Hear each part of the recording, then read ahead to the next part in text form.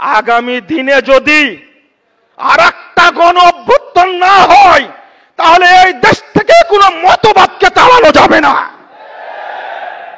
ফ্যাসিবাদ তাড়ানো হয়েছে, কিন্তু আমরা আর একটা অভ্যুত্থান করতে চাই যেখানে বাংলাদেশে কোরআন এবং সুন্নাহ ছাড়া কোনো মতবাদ থাকবে না, কোনো কুফরি মতবাদ থাকবে না। এই দেশ পরিচালনা করবে তাওহীদের মাধ্যমে ইনশাআল্লাহ। আমাদের কারো ইতিহাস নাই, কাজ করতে গিয়ে আমরা বিপদের সম্মুখীন হয়েছি। 10 বছর জেল খেটেছি, 5 বছর জেল খেটেছি, আমার উপরে আক্রমণ করা হয়েছে, আমাকে হত্যা করা হয়েছে তাওহীদের কারণে। সব সাহাবী, যত উলামা একরাম, ইবনে তাইমিয়ার ইতিহাস খুঁজে দেখুন, ইমাম বুখারীর ইতিহাস খুলুন, ইমাম আহমদ বিন হাম্বল রাহিমাহুল্লাহর ইতিহাস খুলুন। আপনার দ্বন্দ্ব হলো লেবারের সাথে, নবীদের দ্বন্দ্ব ছিল শাসকদের সাথে। বিজ্ঞ সালাফি বিদ্বানদের দ্বন্দ্ব ছিল শাসকদের সাথে। একদিন প্রতিদিন 100টা করে ব্যাট পিটানো হতো। ইমাম আহলে সুন্নাহ ইমাম আহমদ বিন হাম্বল রাহিমাহুল্লাহর পিঠে 12 বছর ব্যাট মারা হয়েছে, খলিফা মেরেছেন সরাসরি। আমিও হাদিস পড়াই, আমাকে গোয়েন্দা খোঁজ দেয় না, গোয়েন্দা চিনেই না।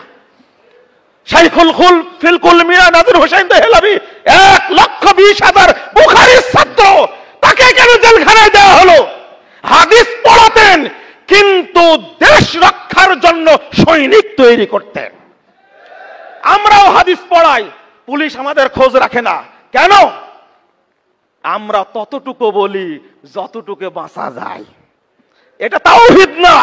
তাগুতের বিরুদ্ধে যখন সংগ্রাম করতে যাবেন, আমরা যার কথা বলি, শাহ ইসমাইল শহীদের কথা বলি, সৈয়দ আহমদ বেরলভীর কথা বলি, তিতুমিরের কথা বলি, ইবনে তাইমিয়ার কথা বলি, কি সিংহ শাবক 5 বছর জেলখানাতে বেরিয়ে এসে জনতার সামনে ভাষণ দেওয়ার সময় বলছে, জেলকে তোরা ভয় দেখাও, মা দায়ানকুম মিন আদাই আনা জান্নাতি ওয়া বুস্তানি ফি সাদরি কতলি শাহাদাতুন ওয়া নাফি সিয়াহাতুন ওয়া সিজনি খুলুয়া।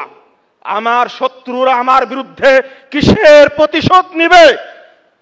আমার জান্নাত, আমার বাসস্থান আমারই বক্ষে রয়েছে।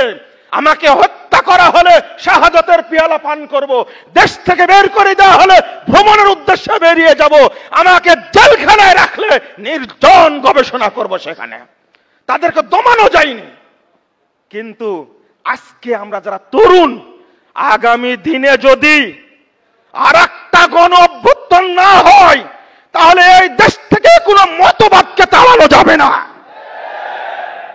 ফ্যাসিবাদ তাড়ানো হয়েছে, কিন্তু আমরা আর একটা অভ্যুত্থান করতে চাই যেখানে বাংলাদেশে কোরআন এবং সুন্নাহ ছাড়া কোনো মতবাদ থাকবে না, কোনো কুফরি মতবাদ থাকবে না। এই দেশ পরিচালনা করবে তাওহীদের মাধ্যমে ইনশাআল্লাহ। উলামায়ে কেরাম বলছেন, ডক্টর মুস্তাফা সাহেব বলে গেছেন, এই ইতিহাস একবার ব্যাক করবে ইনশাআল্লাহ। আজকে ইসলাম চলে গেছে পীর ফকিরদের দখলে, খানকার দখলে চলে গেছে। ওই খানকার শিরক বিদআত ইসলামকে বাতিল করে মদিনার তাওহীদ ইসলাম আমরা বাংলাদেশে বাস্তবায়ন করব ইনশাআল্লাহ। আমার কাছে শপথ করতে হবে ইনশাআল্লাহ, তুলুন, আমরা বাংলাদেশে তাওহীদ প্রতিষ্ঠা করব ইনশাআল্লাহ। আল্লাহ তুমি আমাদের কবুল করো, আমিন ইয়া রাব্বাল আলামিন। সকলকে আবার ধন্যবাদ জানিয়ে একটু সময় নিয়ে সেজন্য মাফ করবেন। আসসালামু আলাইকুম ওয়া রাহমাতুল্লাহি ওয়া বারাকাতুহু।